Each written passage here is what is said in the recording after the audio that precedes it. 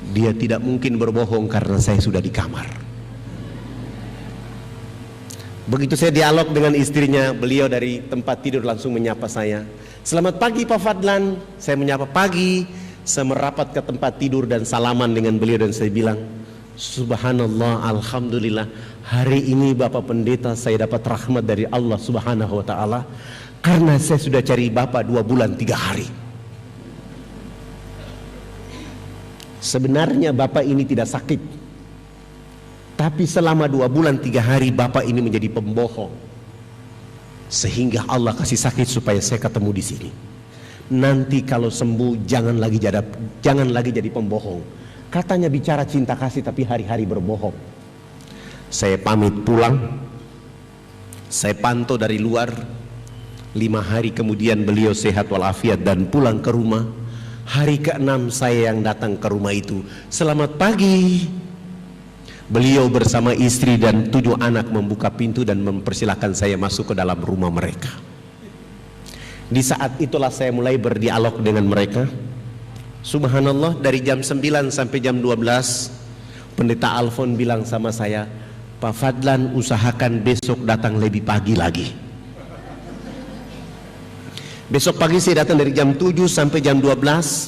Saya lanjutkan sholat duhur dan saya dakwah sampai jam 5 sore. Pekerjaan itu saya lakukan 5 hari berturut-turut ke depan. Subhanallah, menjelang hari kelima di waktu asar, beliau dan istri dan 7 anak menyatakan sikap hijrah mengucapkan 2 kalimat syahadat.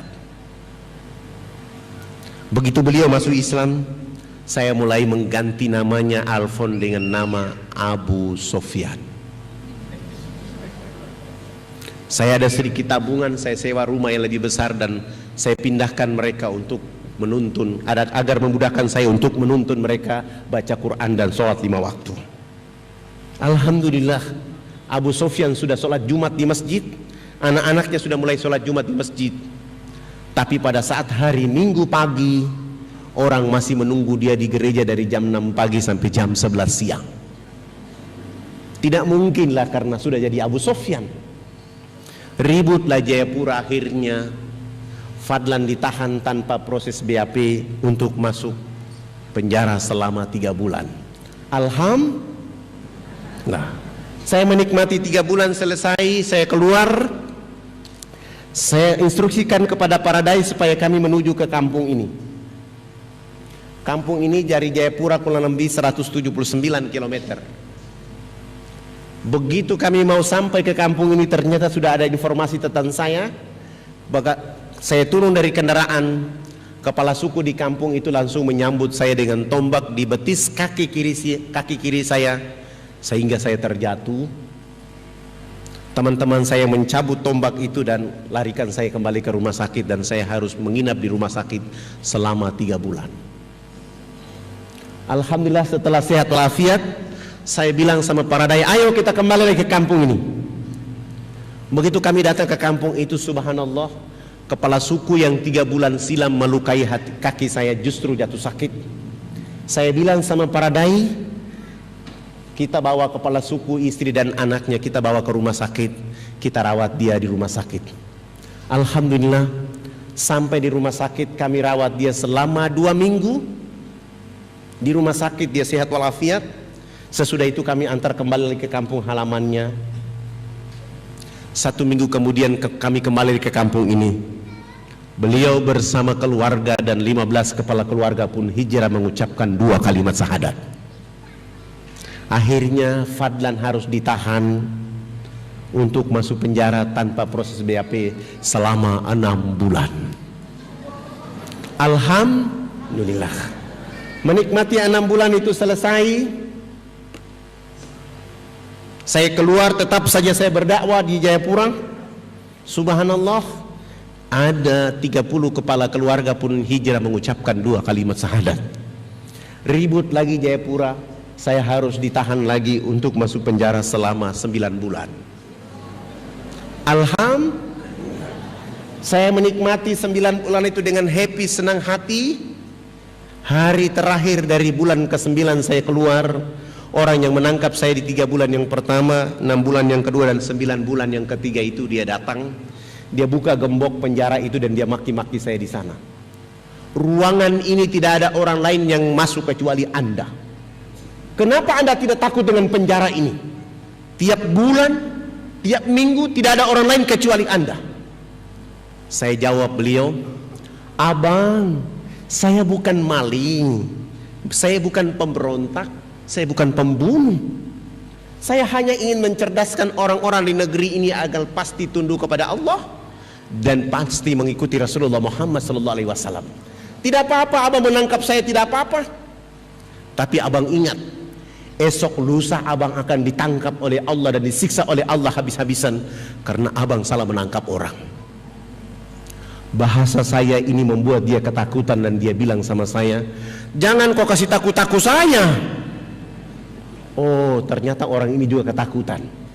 Di saat ketakutan itulah dia bawa pulang saya ke rumahnya.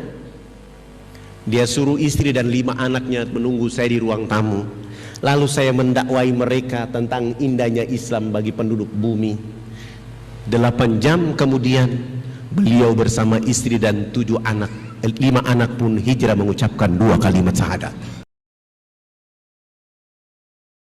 IKADI, Ikatan Dai Indonesia. Ustadz Fadlan dihaturkan dengan segala hormat. A'udzubillahi minasyaitonirrajim. Bismillahirrahmanirrahim. Ada 6 orang yang tidak boleh menjawab salam saya di jamaah IKADI waktu duha ini. Saya ulangi lagi. Ada 6 orang yang tidak boleh menjawab salam saya di jamaah IKADI duha ini. Yang pertama adalah orang gila. Yang kedua orang tuli.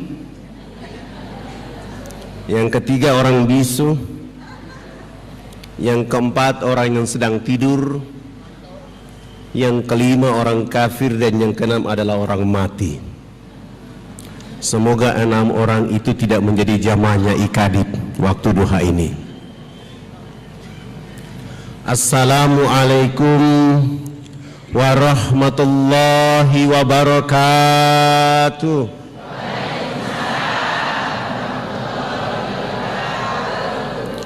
Innal hamdalillah nahmaduhu wa nasta'inuhu wa nastaghfiruhu wa na'udzu billahi min sururi anfusina wa min sayyiati a'malina. May yahdillahu fala mudilla wa may yudlil fala hadiyalah. Asyhadu an la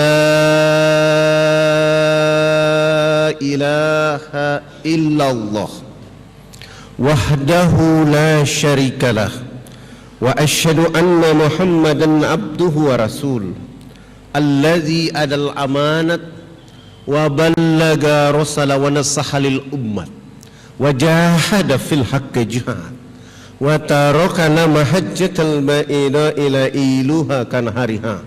Allahumma salli wa sallim wa barik ala Muhammad wa ala alihi wa ashabi ajmain. Para alim ulama, hadirin yang selalu dalam limpahan rahmat dan kasih sayang Allah Subhanahu wa ta'ala. Alhamdulillah, rasa syukur selalu hadir bersama jiwa raga kita untuk memuji Allah Tabaraka wa ta'ala atas segala limpahan rahmat dan kasih sayang, sehingga kita mampu menggerakkan jiwa raga kita untuk duduk di majelis ini.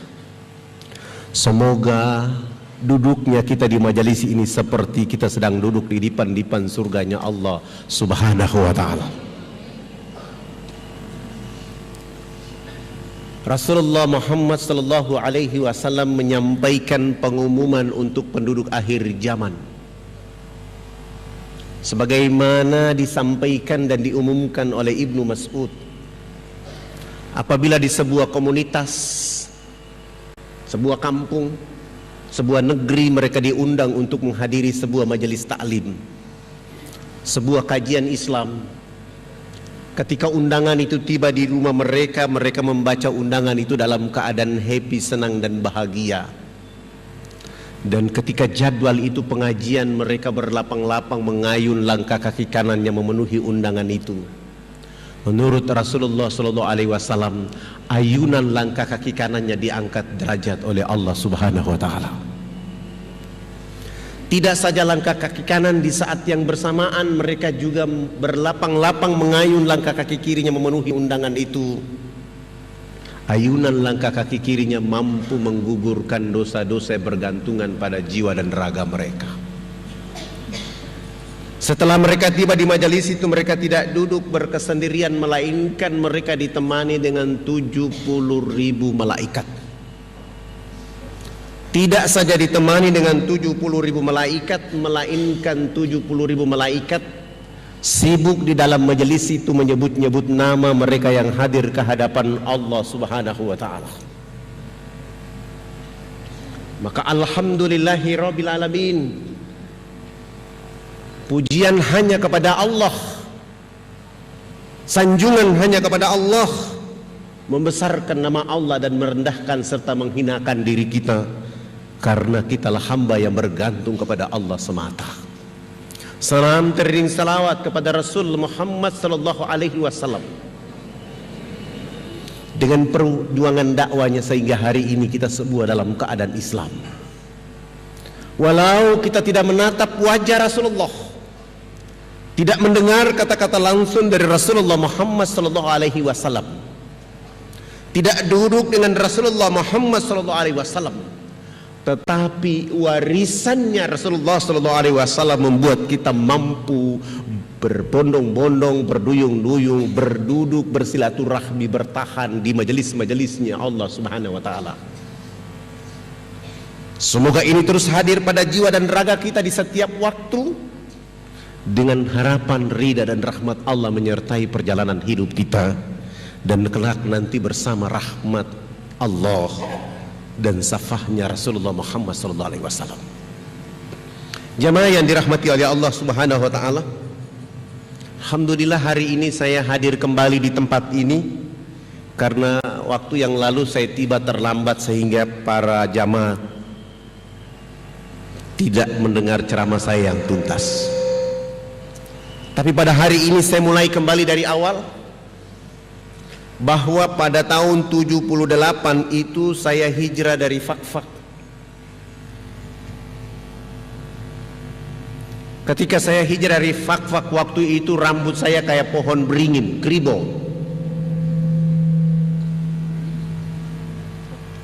Pasang kembali. Waktu saya tiba di pelabuhan Makassar, saya bertemu orang Bugis Makassar. Waktu itu saya menyapa mereka dengan kata-kata Assalamualaikum warahmatullahi wabarakatuh. Saya berasal dari Fakfak di sini. Ketika saya menyapa orang di pelabuhan Bugis Makassar, waktu itu tidak ada satupun yang mau membalas salam saya. Bahkan ada sebagian orang Bugis Makassar ketika melihat rambut saya, mereka bilang, orang Islam macam apa rambutnya kayak begini. Ketika saya sholat subuh, di saat saya wudhu sampai sholat sunat, saya diawasi oleh pengurus masjid. Jangan-jangan ini misionaris yang berpura-pura masuk di masjid kita. Masuk duhur pun saya diawasi, dan itu berulang-ulang beberapa hari. Tetapi ketika saya mengikuti mata kuliah agama Islam di Fakultas Ekonomi, sebuah perguruan terkemuka, begitu saya masuk kuliah di ruangan itu semua orang gagah, ganteng, cantik. Saya yang mengotori ruangan mata kuliah agama Islam waktu itu. Ketua jurusan berdiri dan menyampaikan kepada dosen mata kuliah agama Islam agar saya segera diusir. Tiba-tiba dosen mata kuliah agama Islam masuk di ruangan mata kuliah agama Islam dan menyampaikan pengumuman, yang merasa bukan Islam silakan keluar karena hari ini mata kuliah agama Islam. Saya tidak mungkin keluar. Tiba-tiba dosen berdiri dan mengusir saya dari ruangan itu. Keluar! Saya apa? Ya kamu keluar. Saya baru sadar itu adalah saya. Saya tidak keluar, tetapi saya maju ke depan kelas dan saya bilang sama dosen dan teman-teman mahasiswa waktu itu, sebelum saya tinggalkan ruangan mata kuliah agama Islam, saya mengajukan 3 pertanyaan dan saya minta tolong Pak dosen dan teman-teman mahasiswa menjawabnya. Yang pertama, apakah agama Islam itu hanya untuk orang Arab dan orang Bugis Makassar saja, ataukah agama Islam itu rahmat untuk seluruh alam semesta? Pertanyaan kedua, siapakah sahabat Nabi rambutnya keriting, badannya hitam keling, suaranya merdu? Yang ketiga, saya minta tolong kepada dosen, tolong bawa Al-Quran keliling kami dalam ruangan ini. Saya ingin mendengar dan melihat secara langsung saudara saya yang cantik dan ganteng membaca Al-Quran. Sesudah itu baru saya keluar. Dosen tidak menjawab pertanyaan pertama dan kedua, tapi langsung membawa Al-Quran mengelilingi kami dalam ruangan itu. Begitu Al-Quran di depan muka saya minta Al-Quran, dosen tidak mau memberikan saya Al-Quran. Beliau lewat saja. Saya bersabar sampai urutan mahasiswa 45, 46, dan saya merampas Al-Quran dari tangan dosen dengan urutan 47. Subhanallah, begitu saya buka Al-Quran secara acak-acakan, surat yang diperlihatkan oleh Allah kepada saya di ruangan itu adalah surat Al-Hasyr yang artinya pengusiran. Saya baca 3 ayat terakhir selesai, dosen mengatakan saat itu menurut dosen dari 47 mahasiswa hanya 7 mahasiswa saja yang bisa membaca Al-Quran secara baik dan benar. Dari 7 mahasiswa itu salah satunya adalah pemilik rambut kayak pohon beringin. Akhirnya saya memberanikan diri maju ke depan kelas. Saya bilang sama dosen, bagaimana kalau sisa jam mata kuliah agama Islam saya akan ceramah buat teman-teman saya. Alhamdulillah saya dikasih kesempatan dan saya ceramah. Saya bilang sama teman-teman saya, Al-Quranul Karim huda linnasi wa bayyinatin minal huda wal furqan. Al-Quran itu adalah literatur yang sempurna dari Allah Tabaraka wa Ta'ala, yang sengaja dijadikan mukjizat kepada Rasulullah Muhammad sallallahu alaihi wasallam dengan tujuannya untuk mencerdaskan dan mencerahkan penduduk bumi, agar penduduk bumi itu mampu membedakan mana yang haram, mana yang halal, mana yang hak, mana yang batil. Hari ini mahasiswa Fakultas Ekonomi jurusan Studi Pembangunan hanya 7 mahasiswa saja yang bisa membaca Al-Quran. Saya tidak yakin kita akan bangun bangsa Indonesia menuju thayyibatun warabun ghafur. Oleh karena setiap hari di ruangan mata kuliah agama Islam kita bicara kalkulus, logaritma, matematika, sementara huda linnas Al-Quranul Karim tidak ada pada otak kiri dan otak kanan kita. Nanti setelah kita menjadi sarjana, kita buat rakyat Indonesia akan menangis dan menderita. Sementara Allah Subhanahu wa Ta'ala berfirman, bukan orang Arab yang paling hebat, bukan orang Bugis Makassar yang paling hebat, tapi yang paling hebat di hadapan Allah adalah mereka yang memiliki bendera inna akramakum indallahi atqakum. Bagaimana mungkin kita bisa mencapai inna akramakum indallahi atqakum sementara Al-Quranul Karim tidak dapat dibaca oleh orang-orang intelektual dalam kehidupan? Saya ceramah kurang lebih 1,5 jam mata kuliah agama Islam selesai. Dosen mengatakan, Alhamdulillah hari ini mata kuliah agama Islam sudah diajarkan dosen dari Irian. Mahasiswa tidak salah, dosen tidak salah, karena opini sudah terlanjur berkembang di seluruh tanah air Indonesia bahkan dunia. Kalau cerita pulau ini semua orang tahu bahwa ini pulau koteka perang suku dan bukan Islam. Padahal dari catatan sejarah agama-agama yang ada di Irian, agama yang tertua adalah agama Islam. Tertua dan pertama. yaitu pada tanggal 17 Juli 1214 Masehi, Iskandar Shah dari Samudra Pasai melakukan perjalanan dakwah bersama para saudagar. Mereka tiba di pulau tadi, bertemu dengan kepala suku yang bernama Kris.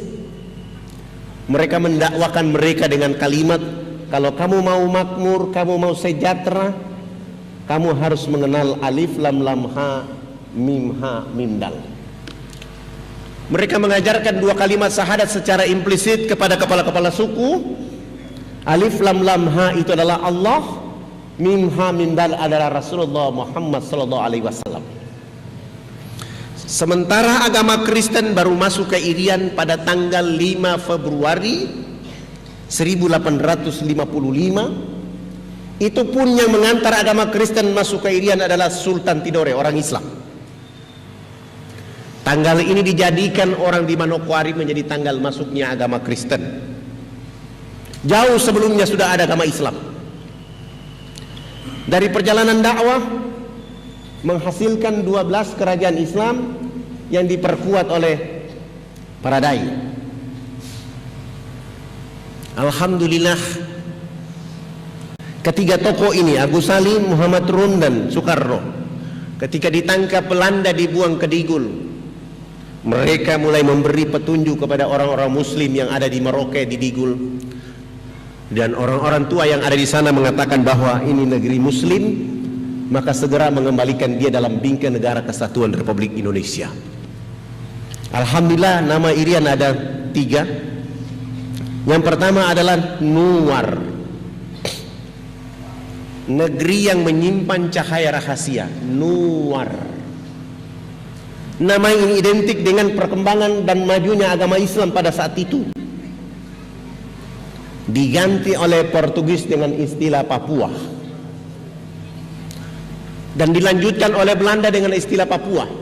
Papua itu konotasinya buruk, hitam, keriting, perampok, pemerkosa, suka makan orang. Padahal sampai hari ini belum pernah ada orang luar makan orang kecuali Sumanto. Maksudnya apa? Portugis dan Belanda ingin menempatkan kata Papua sebagai pembencian. Kamu ini keriting, kamu ini hitam, kamu tidak sama dengan Maluku, Sulawesi, Jawa, Sumatera, Kalimantan, maka kamu harus buat negara sendiri. Itulah cikal bakal dari organisasi Papua Merdeka. Mereka tidak berhasil. Alhamdulillah, kembali ke pangkuan Ibu Pertiwi, tidak menggunakan kata Papua, tidak menggunakan kata Nuar, tapi menggunakan kata Irian. Kata Irian berasal dari 3 bahasa. Bahasa Biak dari kata Merien, artinya bumi yang panas. Bahasa Irarutu dari kata Iriano, daratan yang luas. Pada tahun 1517 Masehi, Ibnu Battuta sampai di Merauke, melihat sebagian orang telanjang, dia menyebutnya Urian. Merien, Iriano dan Urian disepakati pada konferensi Malino tahun 63 di Makassar menggunakan kata Irian ditambah kata Barat menjadi Irian Barat dan berubah menjadi Irian Jaya. Kata Irian itu artinya ikut Republik Indonesia anti Nederland. Alhamdulillah, Irian tanpa Indonesia bukan Irian, dan kalau Indonesia tidak ada Irian, dia bukan Indonesia, dia menjadi satu kesatuan. Dia harus menjadi satu kesatuan yang berusaha untuk membangun masyarakat bangsa Indonesia dengan Islam yang kuat, dan pada akhirnya menghasilkan kekuatan bangsa yang tangguh oleh karena dengan taat kepada Allah Subhanahu wa taala. Alhamdulillah, Fadlan selesai kuliah dan pulang tidak langsung ke Fakfak, langsung ke Jayapura. Begitu sampai ke Jayapura, sempat menjadi PNS tapi mengundurkan diri karena dipaksa melakukan sesuatu yang keliru, dan akhirnya saya mengambil keputusan menjadi seorang dai sampai hari ini. Sehingga teman-teman saya mengatakan Fadlan ini sarjana ekonomi yang sesat. karena tidak dipakai untuk membuat ekonomi di Indonesia, justru dipakai untuk berdakwah. Alhamdulillah, dialog saya yang pertama, dakwah yang pertama adalah berdialog dengan seorang pendeta di Jayapura, waktu itu namanya Pendeta Alphonse. Beliau ini berusaha mengusir saya dari Jayapura karena tiap hari saya bicara Islam bagi perkembangan pembangunan dan masyarakat yang ada di Jayapura. Dialog saya pertama setelah sholat duha, saya datang ke rumah beliau. Begitu saya jalan kaki datang ke rumah beliau, beliau sedang lari pagi di halaman rumahnya. Saya percepat langkah untuk bertemu beliau. Ternyata beliau melihat saya terlebih dahulu dan beliau lari masuk di dalam rumah. Pintunya dikasih rapat dan saya langsung mengetuk pintu rumahnya di waktu itu. Selamat pagi. Istrinya mengatakan kepada saya, pagi, ada apa? Ibu, saya mau ketemu Pendeta Alphonse. Istrinya mengatakan, mohon maaf beliau tidak ada di rumah. Dalam hati saya, baru yang tadi lari masuk itu siapa? Saya pulang besok pagi, saya datang lagi, selamat pagi. Anak tertuanya mengatakan, pagi, ada apa? Saya mau ketemu Pendeta Alphonse. Anak tertuanya mengatakan, mohon maaf beliau tidak ada di rumah. Hari ketiga bulan pertama saya datang, selamat pagi. Anaknya mengatakan tidak ada di rumah. Hari keempat, selamat pagi. Anaknya mengatakan tidak ada di rumah. Hari kelima bulan pertama, selamat pagi. Anaknya juga mengatakan tidak ada di rumah. Sampai 1 bulan penuh setiap pagi saya datang ke rumah Pendeta Alphonse. Istri dan anaknya silih berganti menjawab beliau tidak ada di rumah. Bulan kedua hari pertama tetap saja saya datang ke rumah itu. Selamat pagi. Istrinya menjawab, pagi, ada apa? Saya mau ketemu Pendeta Alphonse. Istrinya mengatakan, mohon maaf beliau tidak ada di rumah. Hari kedua bulan kedua saya datang, selamat pagi. Anaknya mengatakan tidak ada di rumah. Hari ketiga bulan kedua, selamat pagi. Anaknya mengatakan tidak ada di rumah. Hari ketiga, selamat pagi. Istrinya mengatakan tidak ada di rumah. Hari keempat, kelima, keenam, istri dan anaknya mengatakan tidak ada di rumah. Sampai hari ke-15, begitu saya belum tiba di rumah mereka, istri dan anak pendeta sudah menunggu saya di depan rumah mereka. Begitu saya bilang selamat pagi, mereka mengancam saya di sana. Bapak ini tidak bosan tiap pagi datang ke rumah kami. Kami sudah bilang beliau tidak ada di rumah, Bapak masih saja datang ke rumah kami. Besok hari ke-16 tetap saja saya datang ke rumah itu. Selamat pagi. Istrinya keluar dari dalam rumah dengan muka yang bengkak melihat wajah saya, mengatakan tidak ada di rumah. Hari ke-17 bulan kedua sampai 2 bulan penuh kita tidak ketemu dengan Pendeta Alphonse, kecuali jawaban istri dan anaknya tidak ada di rumah. Hari ketiga bulan pertama saya datang, selamat pagi. Istrinya mengatakan tidak ada di rumah. Hari kedua bulan ketiga saya datang, anaknya mengatakan tidak ada di rumah. Begitu hari ketiga bulan ketiga saya datang, selamat pagi. Anak tertuanya langsung mengatakan kepada saya, mohon maaf Pak Fadlan, tadi malam Bapak jatuh sakit sehingga kami bawa ke rumah sakit. Saya langsung memuji Allah dengan kata-kata Alhamdulillahirabbil alamin. Saya tidak langsung pulang ke rumah, saya langsung menuju rumah sakit. Alhamdulillah tiba di rumah sakit, saya tanya di bagian informasi, benar beliau masuk rumah sakit tadi malam dan nomor kamarnya 48. Saya tidak langsung ke kamar itu, saya keluar ke halaman rumah sakit, ada penjual buah-buahan. Saya bungkus menjadi parsel buah-buahan untuk menuju kamar itu. Setelah bungkusan parsel sudah rapi dan saya menuju nomor kamar 48. Saya ketuk kamar itu. Selamat pagi. Istrinya menjawab dari dalam, pagi, silakan masuk.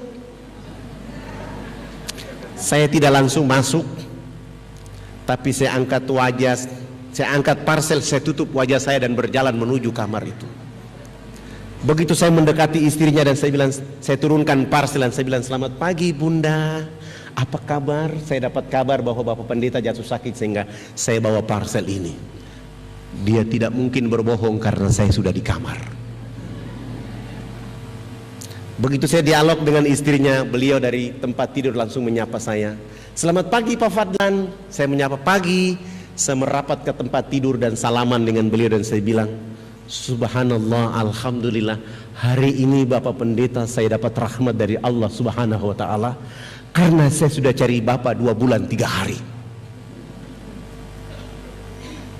Sebenarnya Bapak ini tidak sakit, tapi selama 2 bulan 3 hari Bapak ini menjadi pembohong, sehingga Allah kasih sakit supaya saya ketemu di sini. Nanti kalau sembuh jangan lagi jadi pembohong. Katanya bicara cinta kasih tapi hari-hari berbohong. Saya pamit pulang. Saya pantau dari luar. 5 hari kemudian beliau sehat walafiat dan pulang ke rumah. Hari ke-6 saya yang datang ke rumah itu. Selamat pagi. Beliau bersama istri dan 7 anak membuka pintu dan mempersilahkan saya masuk ke dalam rumah mereka. Di saat itulah saya mulai berdialog dengan mereka. Subhanallah, dari jam 9 sampai jam 12 Pendeta Alfon bilang sama saya, Pak Fadlan usahakan besok datang lebih pagi lagi. Besok pagi saya datang dari jam 7 sampai jam 12. Saya lanjutkan sholat duhur dan saya dakwah sampai jam 5 sore. Pekerjaan itu saya lakukan 5 hari berturut-turut ke depan.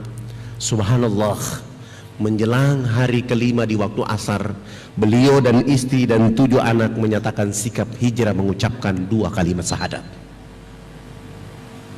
Begitu beliau masuk Islam, saya mulai mengganti namanya Alfon dengan nama Abu Sofyan. Saya ada sedikit tabungan, saya sewa rumah yang lebih besar dan saya pindahkan mereka untuk menuntun, agar memudahkan saya untuk menuntun mereka baca Quran dan sholat 5 waktu. Alhamdulillah, Abu Sofyan sudah sholat Jumat di masjid, anak-anaknya sudah mulai sholat Jumat di masjid. Tapi pada saat hari Minggu pagi, orang masih menunggu dia di gereja dari jam 6 pagi sampai jam 11 siang. Tidak mungkinlah karena sudah jadi Abu Sofyan. Ributlah Jayapura, akhirnya Fadlan ditahan tanpa proses BAP untuk masuk penjara selama 3 bulan. Alhamdulillah, saya menikmati 3 bulan selesai, saya keluar. Saya instruksikan kepada Paradise supaya kami menuju ke kampung ini. Kampung ini dari Jayapura kurang lebih 179 km. Begitu kami mau sampai ke kampung ini, ternyata sudah ada informasi tentang saya. Saya turun dari kendaraan, kepala suku di kampung itu langsung menyambut saya dengan tombak di betis kaki kiri saya, sehingga saya terjatuh. Teman-teman saya mencabut tombak itu dan larikan saya kembali ke rumah sakit, dan saya harus menginap di rumah sakit selama 3 bulan. Alhamdulillah, setelah sehat walafiat, saya bilang sama Paradise, ayo kita kembali lagi ke kampung ini. Begitu kami datang ke kampung itu, subhanallah, kepala suku yang 3 bulan silam melukai kaki saya justru jatuh sakit. Saya bilang sama Paradise, kita bawa kepala suku, istri dan anaknya, kita bawa ke rumah sakit, kita rawat dia di rumah sakit.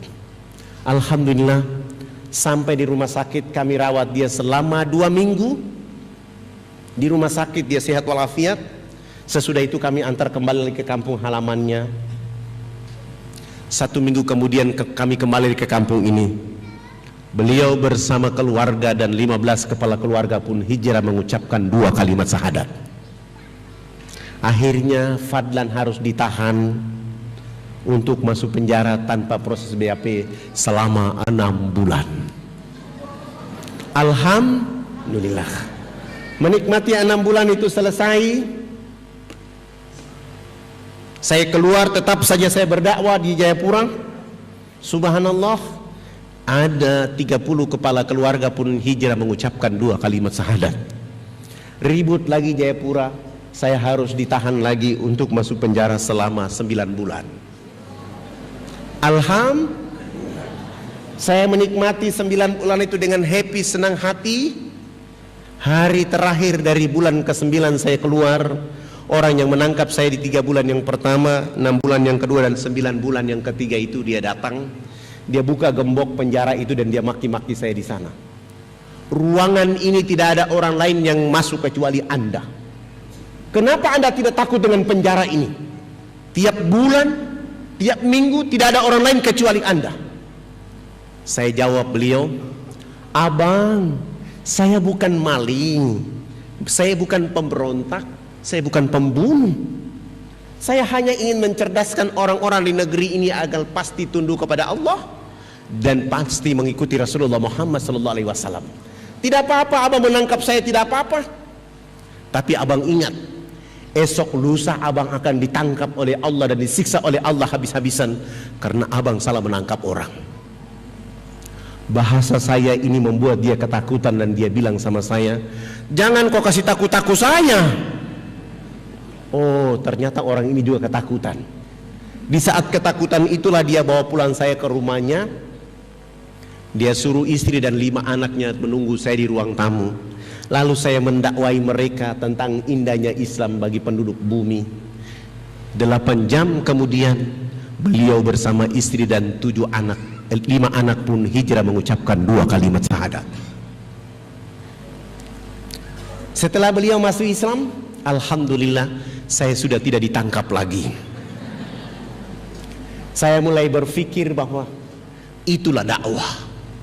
Kalau dilakukan karena Allah dan Rasulnya, hadiahnya adalah caci maki, penjara, fitnah, pembunuhan, pengusiran. Saya mulai berpikir bagaimana caranya melakukan perjalanan dakwah ke daerah yang lebih jauh dari Jayapura ke Wamena. Waktu itu kami tidak punya pesawat, mau dan tidak mau harus jalan kaki. Jalan kaki Jayapura Wamena itu jalan kaki 3 bulan baru sampai. Tapi dakwah ini pekerjaan bergengsi yang harus dilakukan oleh kita, karena Rasulullah SAW melakukan itu antara Mekah Madinah. Kami lebih happy di negeri ini karena daerah ini tidak tandus. Daerah ini air sangat banyak, bahkan buah-buahan dan makanan pun disediakan Allah di negeri ini. Maka kami coba jalan kaki. Kami baru jalan kaki 1 bulan, teman-teman saya 19 orang itu energinya habis. Mereka merasa kelelahan dan mereka bilang sama saya, Ustadz, kalau kita memaksa diri sampai ke Wamena, kita belum berdakwah, kita sudah dibunuh oleh orang, kita sudah diancam. Bagaimana lagi kalau kita kembali ke Jayapura? Akhirnya kami kembali ke Jayapura, perjalanan pergi dan pulang 2 bulan tidak ada dakwah. Bagaimana caranya bisa sampai ke Wamena? Saya mulai pergi ke kantor desa, membawa foto kami ukuran 2x3 dan mengganti nama-nama kami. Yang nama Zainuddin saya ganti dengan nama Paulus. Yang nama Abidin saya ganti dengan nama Wilhelmus. Yang nama Fadlan saya ganti dengan nama Leo. Yang nama Ibrahim saya ganti dengan nama Abraham. Dengan cara itu kami membeli tiket pesawat misionaris. Dan alhamdulillah kami 20 orang bisa berangkat. Sebelum berangkat modal dakwah kami adalah menyediakan sabun mandi 7 karton, sampo 7 karton, odol, sikat gigi dan pakaian layak pakai 7 karung. Besok paginya kami terbang jam 8 pagi dan tiba di Wamena. Alhamdulillah kami sampai di sana, kami turun. Kami berjumpa dengan saudara-saudara kami di sana, tapi sayang mereka semua dalam keadaan telanjang. Mohon maaf, ini bukan porno, mereka dalam keadaan seperti ini. Seperti ini. Seperti ini. Seperti ini. Saya mulai bilang sama para dai, 1 minggu pertama kita tidak boleh berdakwah. Kita harus melakukan hubungan sosiologis dengan mereka, membangun interaksi dengan mereka agar kita akan tahu siapa mereka dan mereka akan mengerti siapa kita. Alhamdulillah, begitu 1 minggu kami sudah dekat dengan mereka dan saya mengajukan pertanyaan, kenapa sampai kalian telanjang seperti begini? Mereka menjawab, kami dilarang oleh gereja dan misionaris tidak boleh pakai baju. Kami hanya boleh pakai pakaian seperti ini atas nama kebudayaan. Tidak saja mereka telanjang, tapi mereka juga bau badan yang sangat tidak enak. Kenapa bau badan tidak enak? mereka dilarang tidak boleh mandi menggunakan air bersih, mereka hanya boleh mandi menggunakan minyak atau lemak babi saja. Daging babinya dia bakar, dia makan, minyaknya dia tampung, lalu mereka berpesta menggosok pada tubuh badan mereka. Alasan yang disampaikan adalah untuk mengusir nyamuk dan membuat tubuh badan hangat. Padahal itu pembunuhan karakter manusia.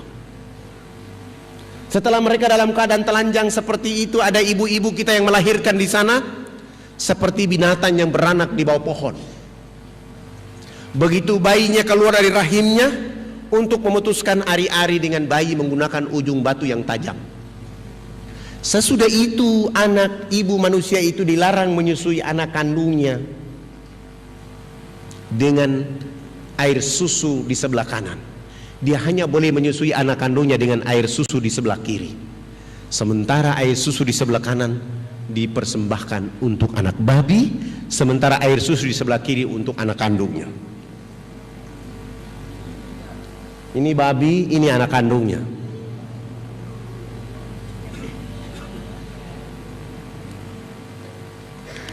Ada apa bagi masyarakat yang ada di pedalaman? Menurut misionaris, orang Irian harus tetap bodoh, tertinggal terbelakang. Dengan ketertinggalan yang ada, dia foto, dia bawa ke luar negeri, cerita di kampungnya bahwa pemerintah Indonesia tidak mau membangun orang yang ada di Irian. Di sisi lain, dia masuk ke pedalaman dengan pesawat-pesawat ini memprovokasi orang di pedalaman untuk membenci NKRI. Maka saya bilang sama para dai, tidak ada jalan lain untuk merubah masyarakat yang ada di pedalaman-pedalaman kecuali dakwah. Dan tidak ada agama lain yang bisa melakukannya kecuali Islam. Islam yang bisa membuat orang berperadaban, dan Islam yang membuat orang menjadi beradab. Bagaimana cara dakwanya? Telah jelas dalam surat 16 ayat 125. Surat An-Nahl, Allah ingatkan kita, ud'u ila sabili rabbil hikmah wal mau'izatil hasanah. Serulah manusia ke jalan agama Tuhanmu dengan arif, bijaksana, penuh hikmah. Saya mulai mentadaburi ayat ini dengan menggunakan sabun mandi. Minggu kedua, hari pertama saya mulai bawa kepala sukunya ke sungai.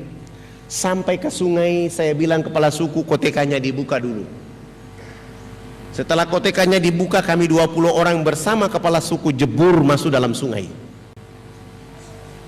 Begitu jebur masuk dalam sungai, selesai kami naik dan saya bilang sama para dai, silakan berdiri di depan dan saya di belakang mereka dan kepala suku di samping kanan saya. Dan saya mulai mengambil satu sabun, saya berikan kepada kepala suku. Saya bilang sama kepala suku, Bapak ikut gerakan kami. Begitu kami gosok sabun di sebelah kanan, kepala suku ikut gosok sabun di sebelah kanan. Kami gosok sabun di sebelah kiri, kepala suku ikut gosok sabun di sebelah kiri. Tubuh badan kami sudah penuh dengan busa sampo. Saya ambil sabun dari tangan kepala suku, saya ganti dengan sampo. Saya kasih beliau satu botol, lalu kami siram di rambut kami. Kepala suku ikut siram sampo di rambut. Rambut kami orang Irian itu kalau belum kena air dengan sampo, itu rambut tenang-tenang saja. Begitu kepala suku dia siram sampo dan keramas, rambut keribu keriting itu dia mekar kayak bunga yang berkembang. Sehingga busa sampo itu makin tinggi. Begitu makin tinggi, jatuh kena hidung kepala suku. Dia mencium harum dari sampo, langsung pergi, tidak mau lagi bilas dengan air. Begitu dia jalan, para dai mengatakan, Bapak kepala suku harus disiram dengan air. Beliau mengatakan, tidak anak, ini wangi. Rupanya selama hidupnya baru pertama mencium bau harum. 6 hari berturut-turut kepala suku ini mandi tidak pernah bilas dengan air. Di hari ke-6 begitu dia datang bersama kami jebur ke dalam sungai, gosok sampo, gosok sabun, sesudah itu dia pakai koteka, kelihatan kayak kuntilanak yang berjalan. Busa berjalan itu kena matahari dan angin sehingga kering di tubuh badan. Kepala suku langsung ke kebun bekerja seperti biasa seorang petani. Jam 2 siang dia pulang ke rumah. Perjalanan pulang ke rumah Allah turunkan rahmat berupa hujan kena di tubuh badan. Busa sampo dan sabun yang tadi kering itu muncul kembali. Beliau gosok-gosok sampai busa sabun itu hilang, busa sampo itu hilang. Allah ganti dengan kesegaran jasmani. Kepala suku ini tiba di rumah tidur dari jam 3 sore sampai jam 9 pagi hari berikutnya. IKADI, Ikatan Dai Indonesia. Beliau gosok-gosok sampai busa sabun itu hilang, busa sampo itu hilang. Allah ganti dengan kesegaran jasmani. Kepala suku ini tiba di rumah tidur dari jam 3 sore sampai jam 9 pagi hari berikutnya. Pagi-pagi kami datang ke rumahnya, langsung kepala suku angkat bicara. Anak, mandi yang benar itu yang anak ajarkan. Bapak kemarin dimandikan oleh Tuhan Sang Pencipta sehingga Bapak tidur menjadi enak. Selama ini Bapak belum pernah tidur enak seperti ini. Oh, bagaimana kalau pagi ini Bapak ikut mandi? Beliau dengan senang hati ikut kami ke sungai. Hari itu baru dia mandi resmi bilas, naik tidur dari jam 9 pagi sampai jam 3 sore hari itu. Setelah dia bangun tidur di sana ada kecerdasan dan pencerahan. Dia mulai ceramah kepada 28 titik kampung adat beliau. Besok pagi yang berkumpul di lapangan dekat sungai itu sebanyak 3.712 orang. Laki, perempuan, tua, muda, besar, kecil dalam keadaan koteka seperti tadi datang untuk mengikuti pelajaran mandi menggunakan sabun mandi.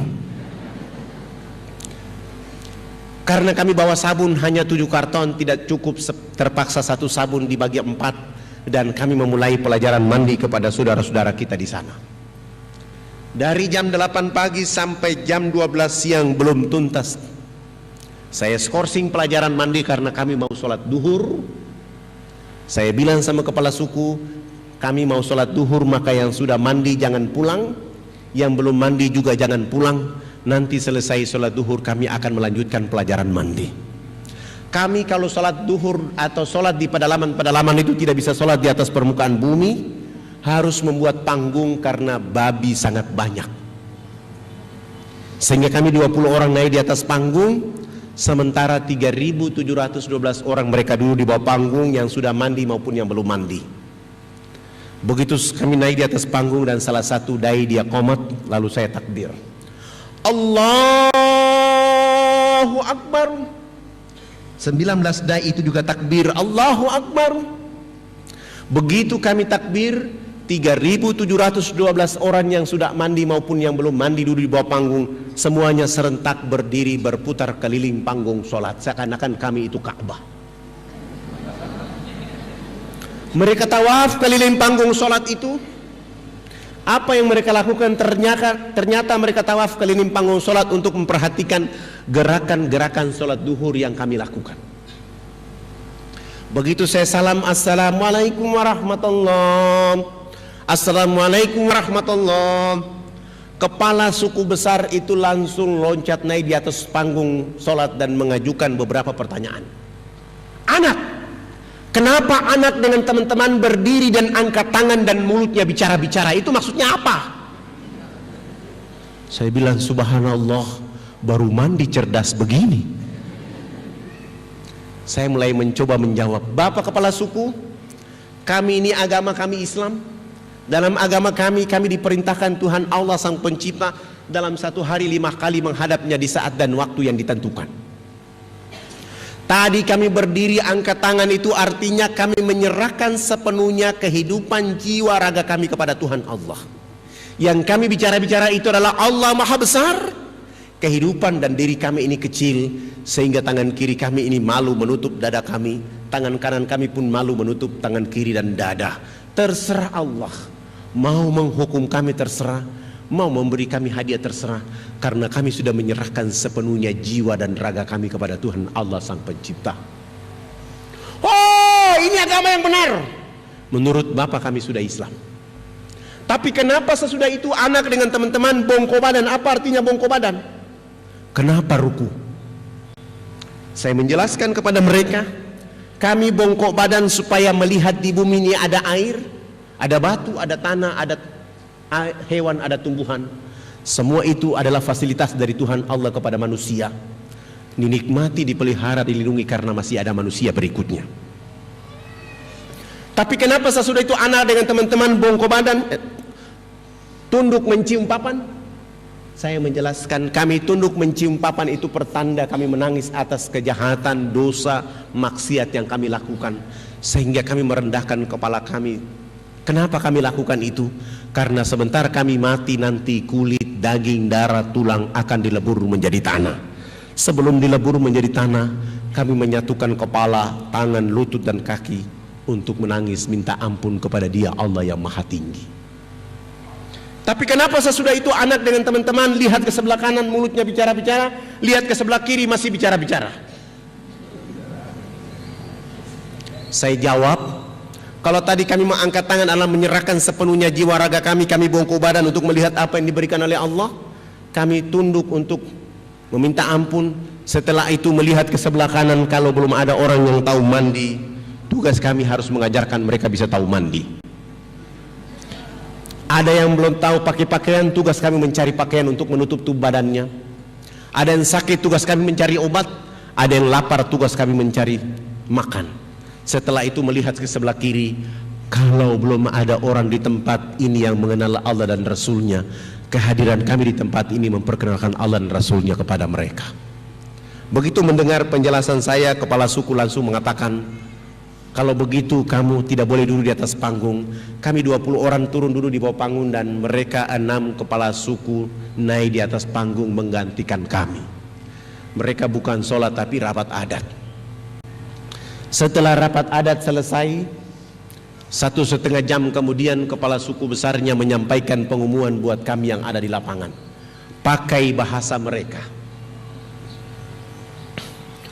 Wah wah wah hubulokanayat. Saya kasih contoh seakan-akan saya kepala suku, bapak ibulah masyarakat waktu itu.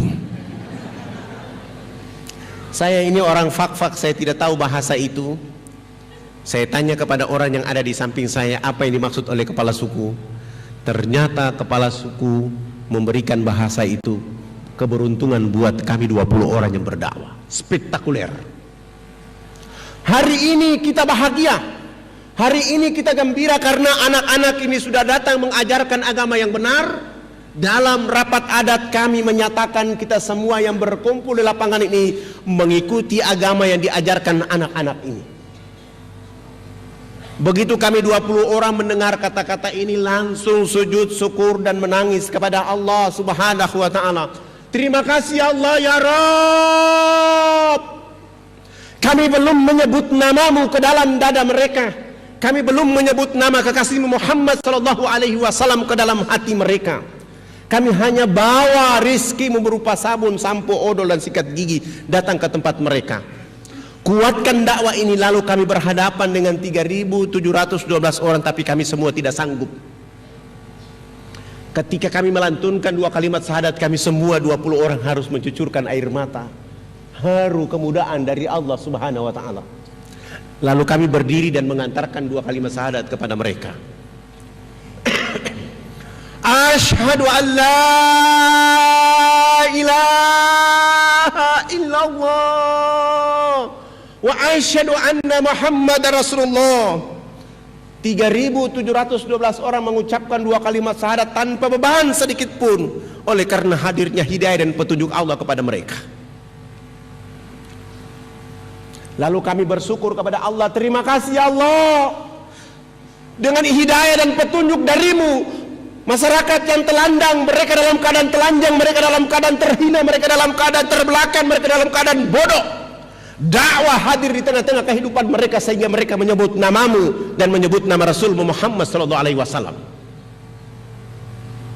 Alhamdulillah, setelah mereka mengucapkan 2 kalimat syahadat, pekerjaan berikut yang kami lakukan untuk saudara-saudara kita yang masuk Islam adalah berusaha untuk menginventarisir dan mengganti nama-nama mereka. Yang nama Yakomina kami ganti dengan nama Fatimah. Yang nama Wilhelmina kami ganti dengan nama Maisar. Yang nama Yakobina kami ganti dengan nama Khadijah. Yang nama Paulus kami ganti dengan nama Abidin. Yang nama Yohanes kami ganti dengan nama Abu Bakar. Yang nama Wilhelmus kami ganti dengan nama Zainuddin. Itulah nama-nama yang paling layak kepada saudara-saudara kita masuk Islam. Sebab sangat lucu kalau ada orang Irian masuk Islam, dikasih nama dia, rambutnya keriting, badannya hitam keling, dipanggil Subagio. Tidak layak kalau orang Irian rambut keriting hitam dipanggil Subagio. Atau dia masuk Islam rambutnya keriting, badannya hitam keling, dipanggil Sutrisno. Tidak cocok. Atau dia masuk Islam rambutnya keriting, badannya hitam keling, dipanggil Cecep. Tidak cocok. Tapi Abidin, Ibrahim, Muhammad Nasir insya Allah cocok. Setelah mengganti nama-nama mereka, pekerjaan berikut yang kami lakukan adalah melakukan hitanan massal mulai dari umur 7 bulan sampai umur 63 tahun.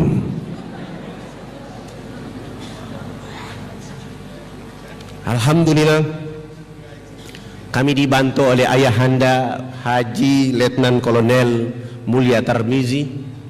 Kami menghitan saudara-saudara kita di sana. Sesudah itu beliau menulis surat supaya mengantar kepala-kepala suku menghadap Presiden Soeharto di Jakarta. Alhamdulillah, kepala-kepala suku ini sudah pakai celana panjang, sudah pakai kemeja, bahkan sudah pakai jas, tetapi belum bisa pakai sepatu. Karena ukuran kakinya waktu itu nomor 47. Tidak ada jenis sepatu itu, terpaksa kami menggunakan sendal jepit kelebihan tumit. Naik pesawat Wamena Jayapura, Jakarta, Makassar.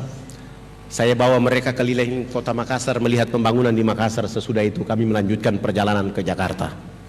Alhamdulillah, tiba di Jakarta malam hari. Kami turun dan menuju Wisma Haji Jalan Jaksa, Jakarta Pusat. Perjalanan itu kepala suku melihat lampu kedap-kedip warna-warni. Kepala suku mengeluarkan kepalanya dari dalam mobil melihat di luar, lalu beliau bicara, Presiden macam apa hanya bangun Makassar, Presiden macam apa hanya bangun Makassar. Saya bilang sama beliau, nanti kita ketemu Presiden baru Bapak bicara begitu. Maksud saya nggak usah ribut dalam mobil. Setibanya di Wisma Haji kami tidur, bangun pagi sholat subuh. Sesudah itu mandi, sarapan dan menuju ke istana. Alhamdulillah, Pak Harto berkenan menerima kami, tapi ditunda, dipindahkan dari istana ke rumahnya di Jalan Cendana. Kami kembali ke Wisma Haji istirahat. Selesai sholat asar hari itu menuju rumah Pak Harto di Cendana.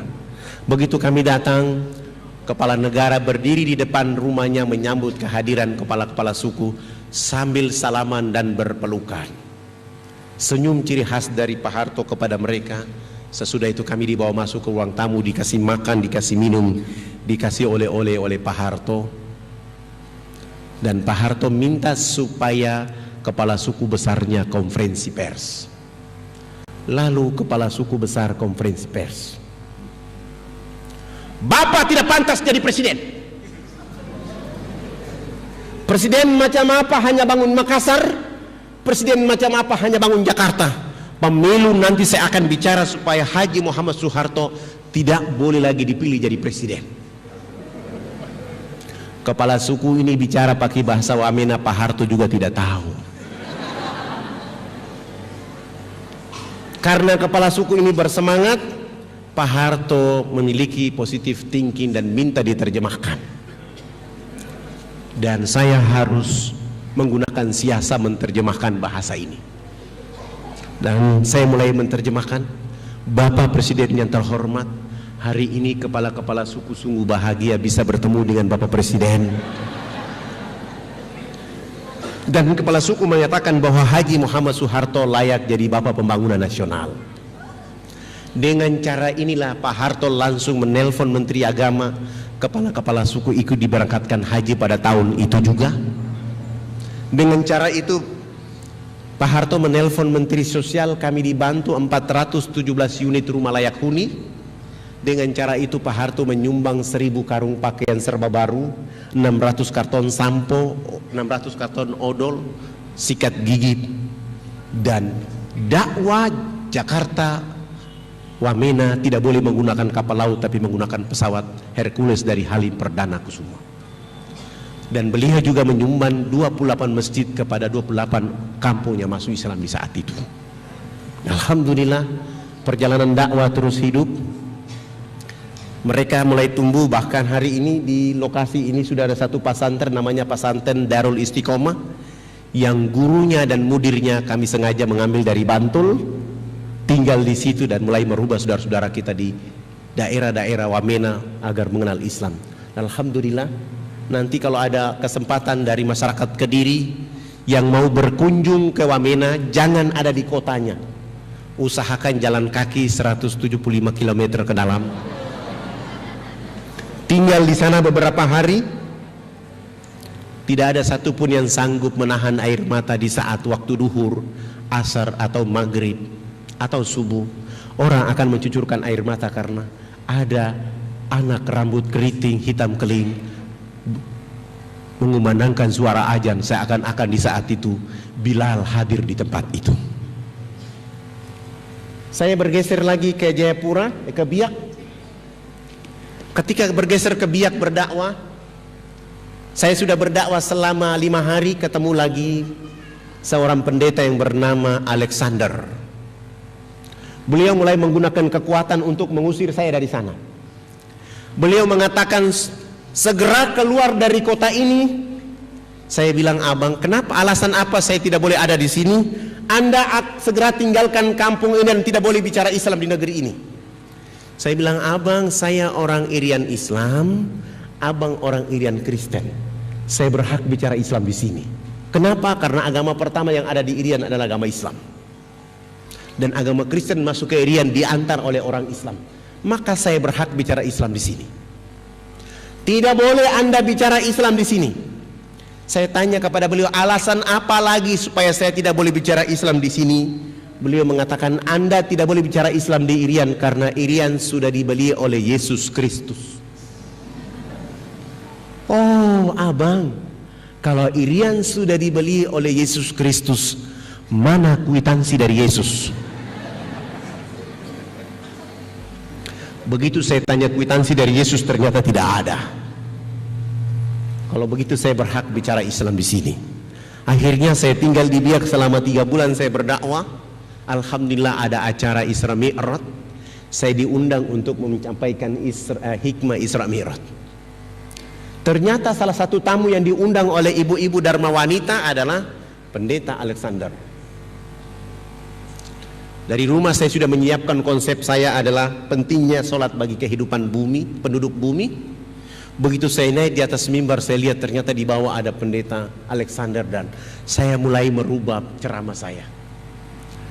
Tidak ada agama di muka bumi ini yang diberi peluang dan kesempatan oleh Allah kecuali agama Islam saja. Begitu berartinya peluang dan kesempatan sehingga Allah menghibur kekasihnya Rasul Muhammad sallallahu alaihi wasallam untuk melakukan perjalanan antar bumi dan bumi langit. Kenapa Rasulullah dihibur oleh Allah dengan cara melakukan perjalanan antar bumi? Oleh karena seluruh keturunan Nabi Ibrahim turun ke Palestina, hanya satu saja Ismail yang turun ke Mekah. Maka di saat dia sedih, dihibur Allah dengan melakukan perjalanan antar bumi, Mekah Palestina. Dalam perjalanan bumi itu ada 2 wajah yang tidak boleh dilupakan, dilalaikan, ditinggalkan, didiamkan, yaitu Masjidil Haram dan Masjidil Aqsa. Sesudah itu mulailah dari Masjidil Aqsa ke Sidratul Muntaha. Naik ke Sidratul Muntaha menerima apa? Pintu peluang dan kesempatan. Siapa orang yang tidak sholat subuh, dia telah kehilangan pintu peluang dan kesempatan dari Allah. Siapa orang yang tidak sholat duhur, asar, maghrib, isya, dia telah kehilangan kontrol peluang dan kesempatan dari Allah subhanahu wa ta'ala. Rumah boleh terbakar, harta boleh hilang dan dicuri oleh orang, tetapi sholat 5 waktu tidak boleh, 1 waktu pun tidak boleh ketinggalan. Dan itu hanya ada pada agama Islam saja. Agama lain selalu berkata, tugas Tuhan menciptakan dunia dan isinya, sesudah itu Tuhan istirahat di surga, urusan dunia Tuhan tidak boleh ikut campur. Nanti mau masuk surga cukup menyebut nama Yesus, langsung masuk surga, enak aja. Sengaja saya bicara begitu supaya di bawah ini tersinggung. Alhamdulillah, begitu saya turun dari mimbar, beliau mendekati saya dan beliau bilang sama saya, Pak Ustadz, saya juga hadir. Oh, mana kwitansi dari Yesus? Begitu saya tanya kwitansi, ternyata dia marah. Pak Ustadz, saya tersinggung dengan ceramah Ustadz tadi. Mohon maaf, ini acara orang Islam. Saya tidak ceramah di acara umum. Saya tidak tahu kalau abang ada di sini. Bagaimana kalau kita dialog antar umat beragama? Saudaraku, abangku, saya orang yang tidak suka dialog antar umat beragama. Kenapa? Saya bawa orang Islam, abang bawa orang Kristen di ruangan, kita berkelahi dan bunuh-bunuhan, saya tidak mau. Boleh dialog dengan saya hanya 4 mata 4 telinga. Dan dialog 4 mata 4 telinga hanya bicara Bible dan Kristen saja. Nanti kalau dialog Bible mengatakan agama Kristen agama yang benar, Pak Pendeta bawa saya ke gereja baptis dan umumkan bahwa Fadlan sudah masuk Kristen. Bagaimana jika Bible memberi isyarat bahwa Islam agama yang benar? Ya, saya juga masuk Islam tapi jangan dibiak.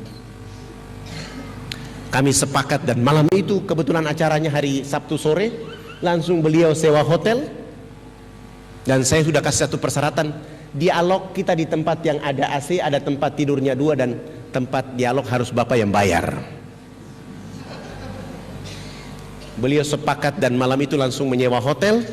Saya bilang jemput saya selesai sholat Isya. Subhanallah, selesai sholat Isya beliau datang di posko dakwah, bawa mobil Kijang yang bertuliskan Laskar Kristus. Saya bilang ini orang hebat. Begitu saya naik di atas mobil dan saya mulai baca Bismillahirrahmanirrahim wa mursaha inna rabbira ghafurur rahim, runtuhlah Laskar Kristus malam hari ini. Begitu kami 2 jalan menuju penginapan, saya bilang, abang malam ini saya bahagia karena saya lihat abang jadi muridnya Yesus. Oh, tidak usah kita bicara di sini. Ternyata beliau sudah mulai emosi. Memang saya memainkan emosinya. Kami sampai di hotel, kami 2 duduk berhadap-hadapan dan saya mulai mengatakan kepada beliau, abang, saya ini tamu, abang tuan rumah. Karena abang tuan rumah, saya minta tolong abang yang berdoa duluan. Lalu beliau memimpin doa ala mereka. Saya kutip doanya. Ya Bapa kami dalam surga, dituduskan dengan namamu di bumi seperti di surga. Terima kasih Tuhan, Engkau telah mempertemukan aku dengan seorang domba tersesat. Aku jadikan dia atas nama Engkau, Yesus Juru Selamat abadi selama-lamanya. Saya dengar dalam doa dia bilang, saya domba tersesat. Setelah dia bilang amin, lalu saya mulai baca doa rukyat. Saya mulai merukyat dia malam itu. Setelah saya rukyat dia malam itu, saya tutup dengan Al-Fatihah. Dan saya mulai bilang sama beliau, saya adalah tamu abang tuan rumah. Saya tidak tahu isi ruangan ini. Bagaimana kalau saya bertanya duluan?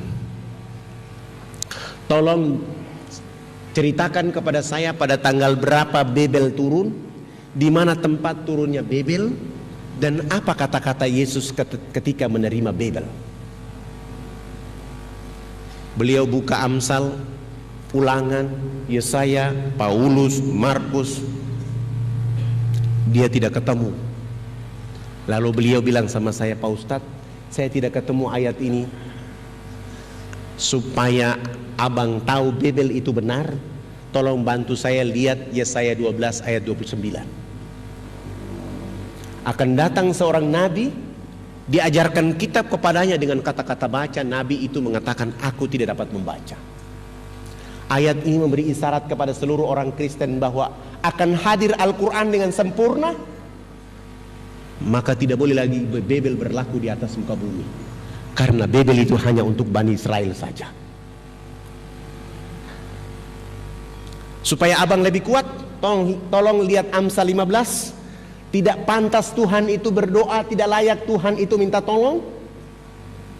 Di ayat lain, Tuhan ketika disalib Yesus ketika disalib dia berdoa dan minta tolong. Elia sabaktani, tolonglah aku Tuhan, tolonglah aku Tuhan. Kalau sudah demikian yang dilakukan oleh Yesus, maka Yesus tidak layak menjadi Tuhan. Kami bahas 2 ayat ini sampai jam 2 malam. Dia bilang, Pak Ustadz, saya besok mau ke gereja dan kita istirahat. Alhamdulillah, saya masuk wudhu kembali. Saya tidur, begitu saya buka bed cover, saya lihat ternyata dia belum tidur. Dia masih menggunakan satu ilmu lagi, yaitu mau menghipnotis saya malam itu. Saya mulai menggunakan ayat kursi dari bed cover itu sambil saya tiup ke arah dia. Alhamdulillah, saya yang bangun sholat subuh, dia yang ketiduran.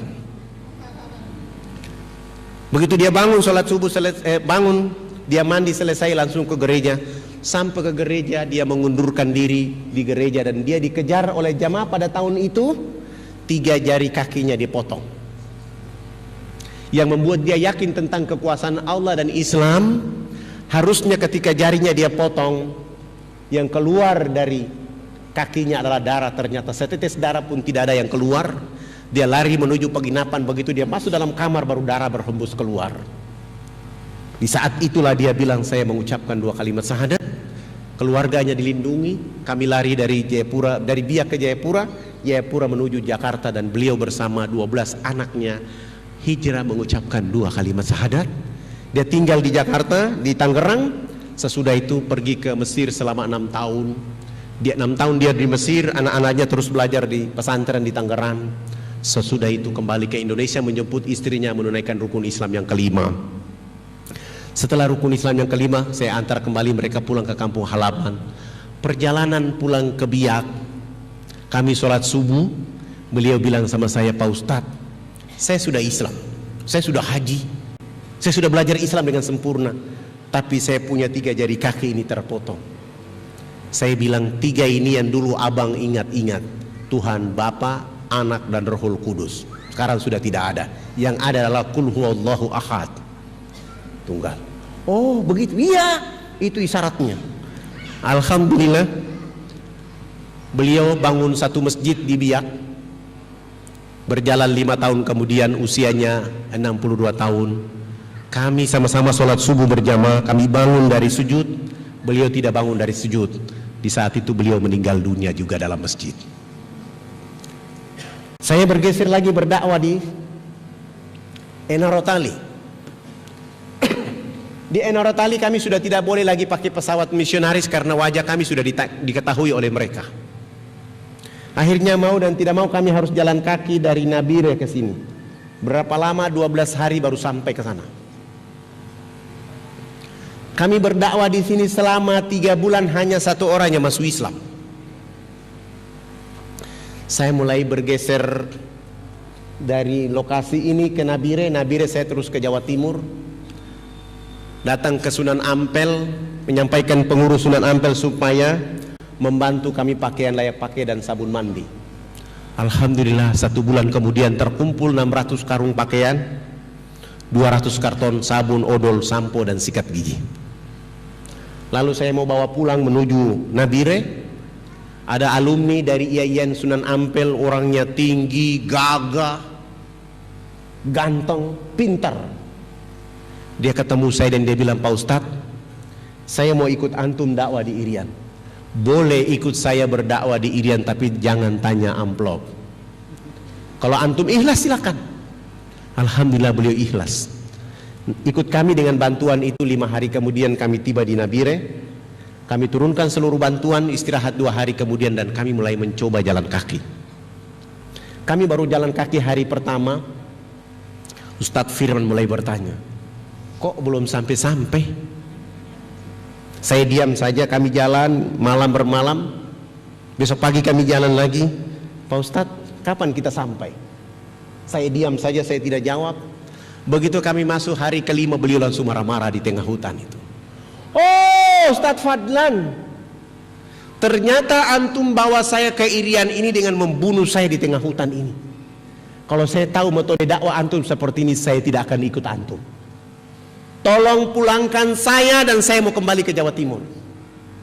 Saya mulai peluk beliau dan saya bilang, Firman, antum hidup di zaman informasi komunikasi. Semua serba mudah. Coba antum tengok 1400 tahun yang silam.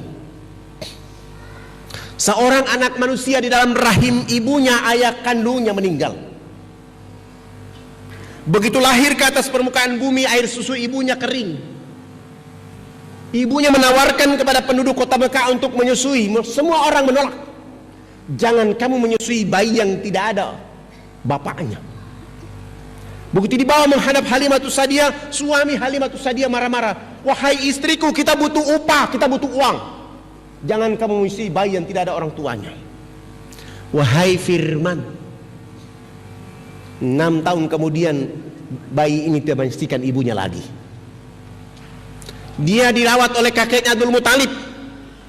2 tahun kemudian bayi ini menjadi yatim piatu, tidak ada ayah, tidak ada ibu. Tapi yang kau tahu, bayi itu adalah Rasulullah Muhammad SAW. Dengan tegar melakukan dakwah, dengan santun menyampaikan dakwah. Ente tidak pantas jadi umatnya Muhammad. Antum tidak pantas jadi beragama Islam. Silakan antum pulang sendiri. Di sana ada binatang buas, ente mau mati-mati aja. Kami mau berdakwah.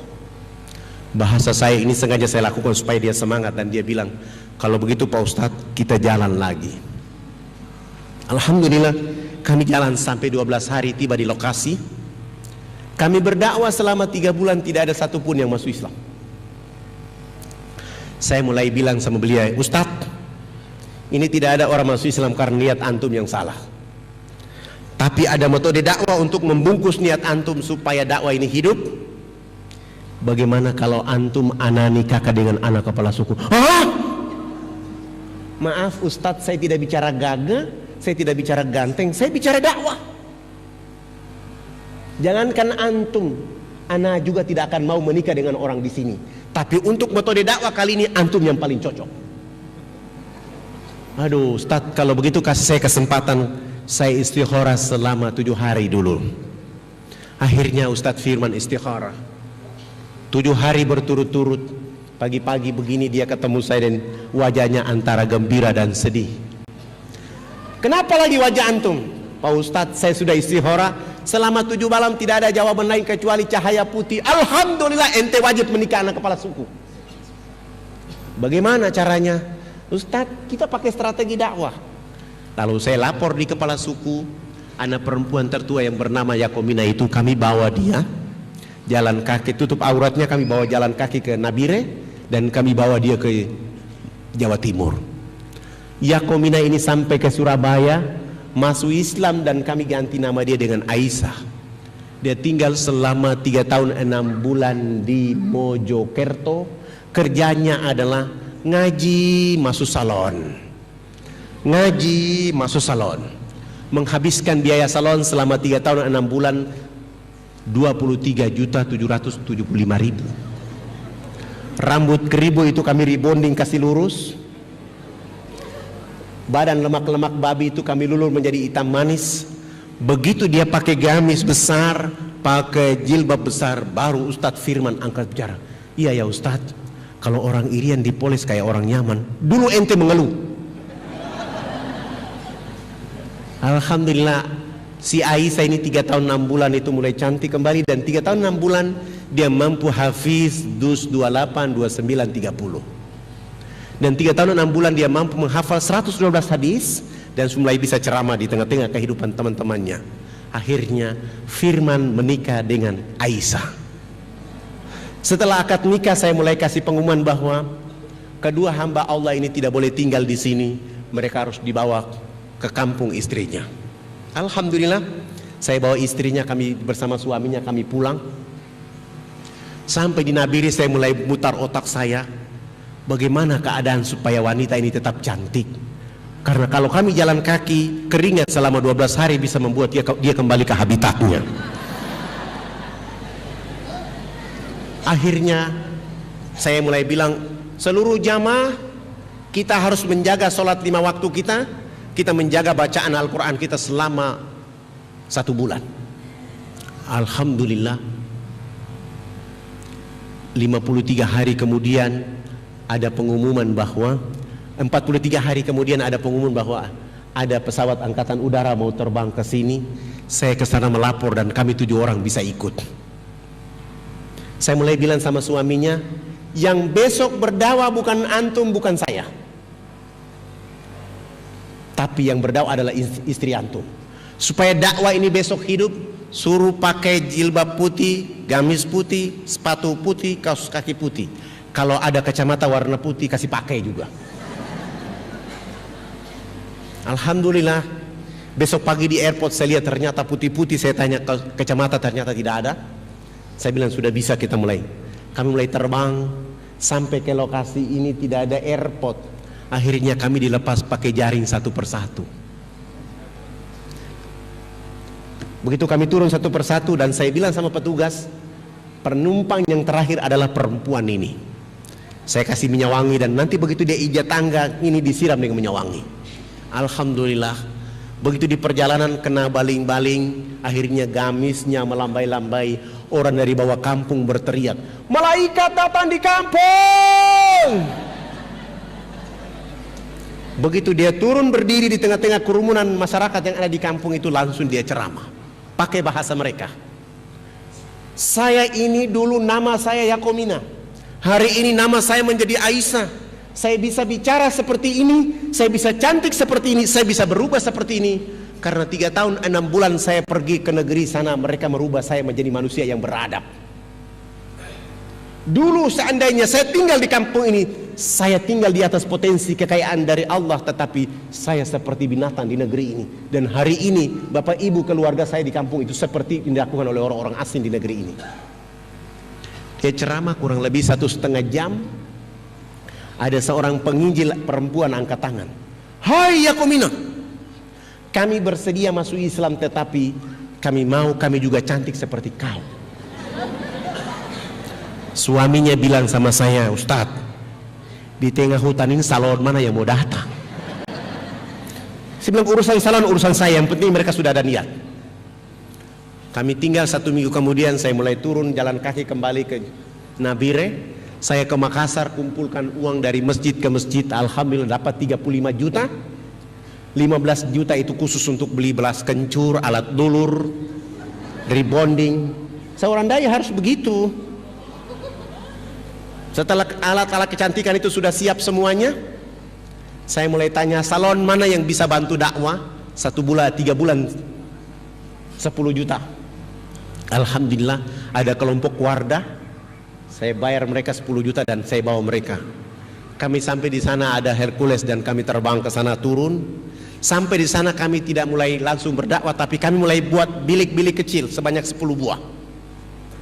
Bilik yang pertama isinya cermin, bilik yang kedua isinya tanah liat, bilik yang ketiga isinya air dan dengan sabun dan sampo, bilik keempat, kelima, keenam, ketujuh pekerja salon ada di dalam. Karena di pedalaman itu belum pernah ada ibu-ibu dan warga kita melihat wajahnya di cermin, kami mulai membuat antrian ibu-ibu. Ibu yang pertama dia begitu dia buka horden bilik yang pertama, dia natap masuk ke dalam, wajahnya di cermin, ketakutan dan lari keluar. Di dalam ada setan. Wah, ini pasti bukan setan, wajahnya sendiri. Bukan ibu, itu bukan setan, wajah ibu. Tidak Pak Ustadz, kami lihat masuk, dia lihat keluar, makanya saya lari keluar. Itu setan itu. Oh tidak, itu wajah ibu. Kalau ibu tidak percaya silakan sini, ibu masuk, coba ibu angkat tangan. Tangan siapa? Iya ya, beta putangan ya. Saya putangan maksudnya. Itu wajah ibu. Oh, saya kira itu makhluk lain. Alhamdulillah, bergeser ke bilik yang kedua. Tahara pakai tanah liat sehingga lemak-lemak babi yang mereka pakai bertahun-tahun itu hilang. Lalu menggunakan sabun mandi dan sampo di bilik yang ketiga. Begitu digosok menghasilkan harta dari tubuh badan mereka setebal kabel telepon. Pindah di bilik yang ketiga, keempat, kelima, keenam. Di bilik yang ke-9 mereka sudah pakai gamis, tapi rambutnya masih jabri kiri kanan, ditutup lagi dengan jilbab. Lalu mereka melihat di cermin di bilik yang ke-10, 662 akhwat mengucapkan 2 kalimat syahadat bersamaan dengan 175 kakak di tempat itu. Walaupun di lokasi ini semen 1 sak 1.400.000, kami tidak peduli, yang penting masjid bisa dibangun di tempat itu.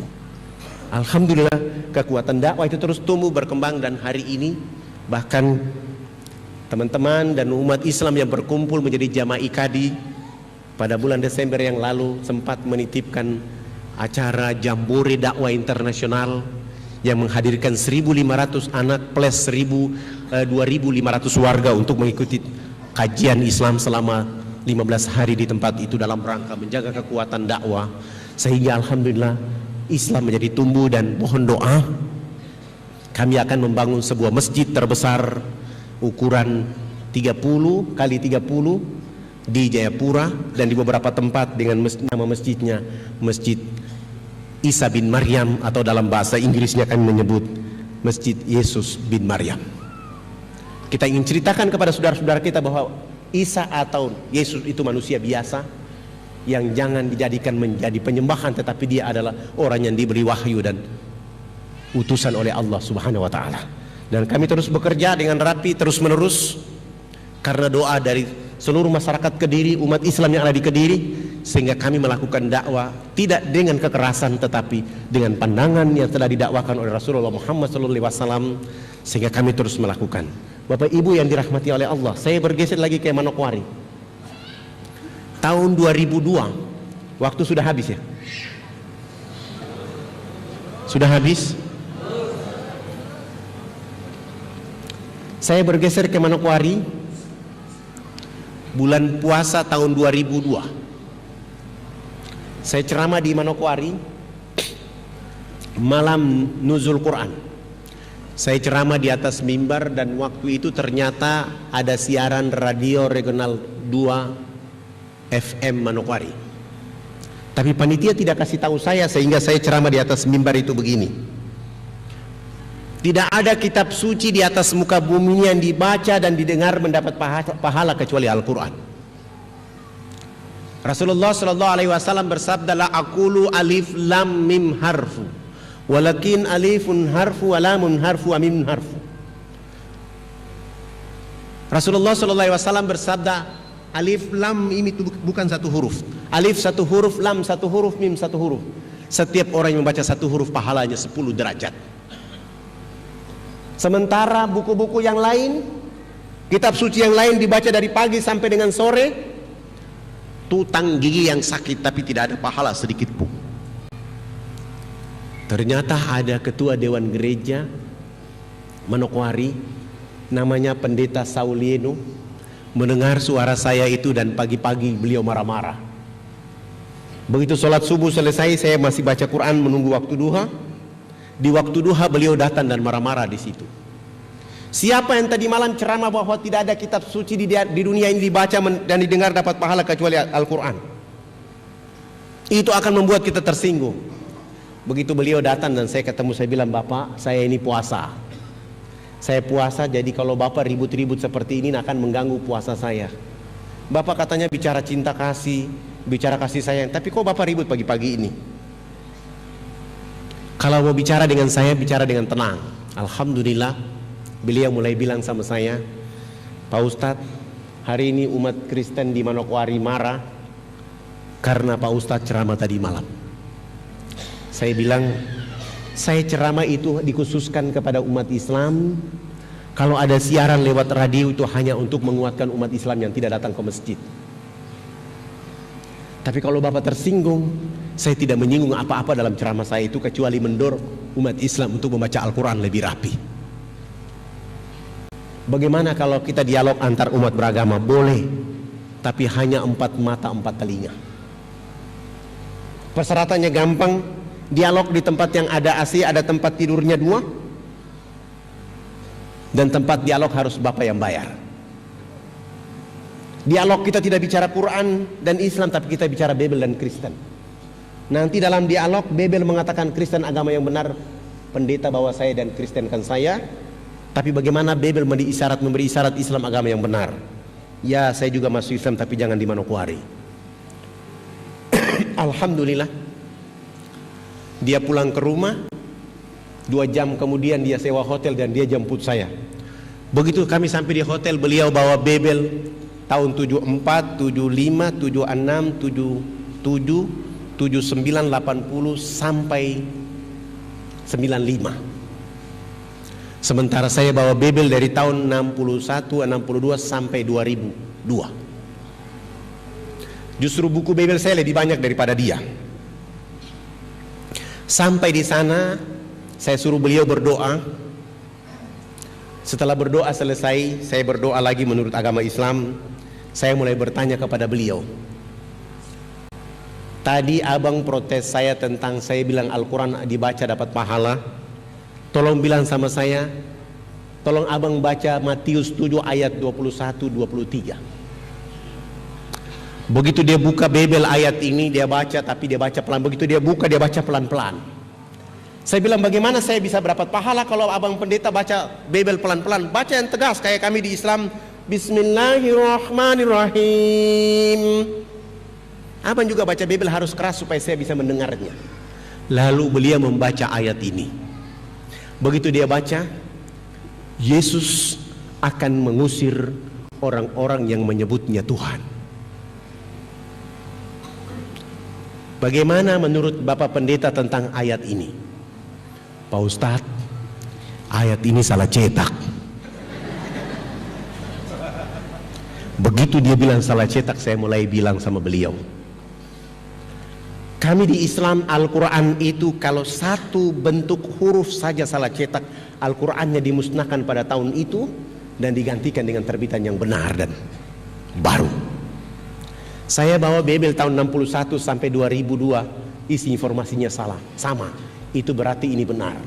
Hanya kalian yang baru belajar dari Ustadz. Beliau langsung mengatakan, tidak perlu kita perpanjang dialog lagi. Saya masuk Islam, tapi jangan di bulan puasa. Kalau bisa habis lebaran bawa saya dialog, masuk Islam.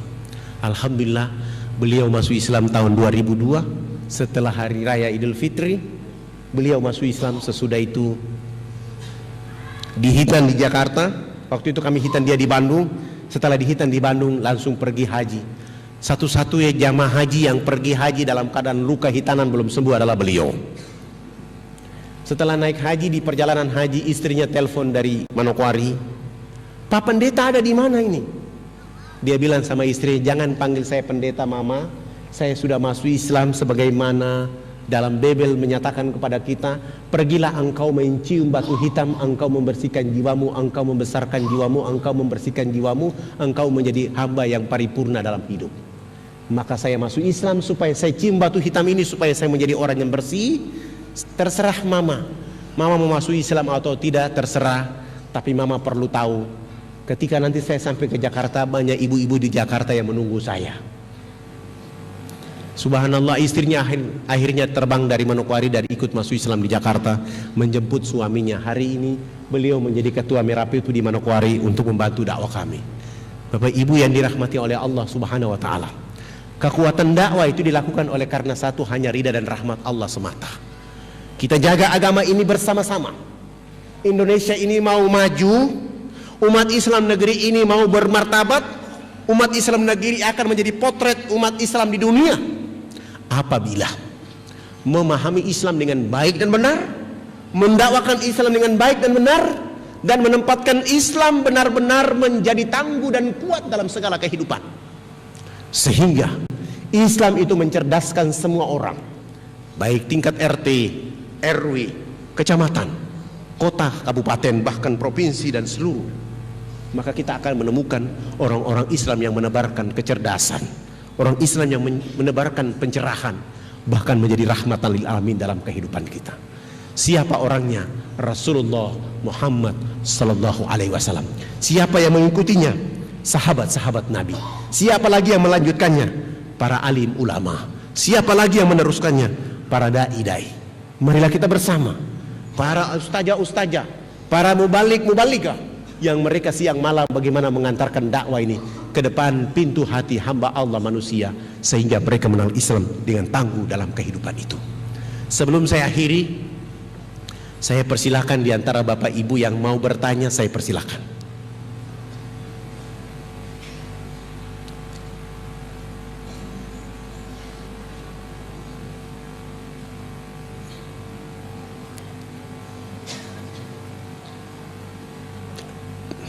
Dari ibu-ibu ada? dari bapak-bapak, atau ada yang mau mendaftar jadi dai? Untuk laki-laki dan perempuan yang menjadi dai di Irian hanya satu persyaratan, wajib menikah anak kepala suku.